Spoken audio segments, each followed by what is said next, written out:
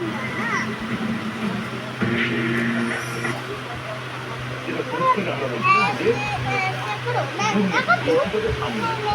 তিনটি ইস্যুতে BJP vote করতে গিয়ে কতটা রেসপন্স পেল, দ্যাট ইজ দ্য বিহারেও এবার তাৎপর্য।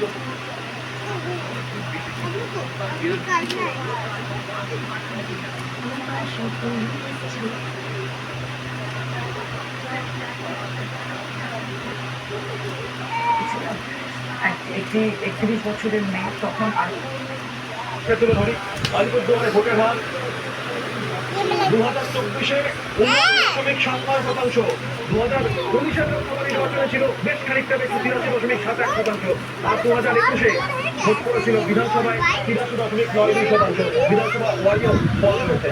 আমি সরাসরি প্রথমে আজিউল্লাহর কাছে একটা বিষয় নিয়ে যাই। আজিউল্লাহ, উত্তরবঙ্গের মানুষ আলিপুরদুয়ারের নির্বাচনের ক্ষেত্রে সব থেকে বড় উত্তরবঙ্গের বঞ্চনা আলিপুরদুয়ার তপশিলি জাতি এবং তপশিলি উপজাতির মানুষ এই সংখ্যায় বাস করে। 2011 হিসাবে 30.9% লোক মানুষ হচ্ছে তপশিলি জাতিভুক্ত এবং 25.5% হচ্ছে তপশিলি উপজাতিভুক্ত, যাদেরকে এসটি বলছে।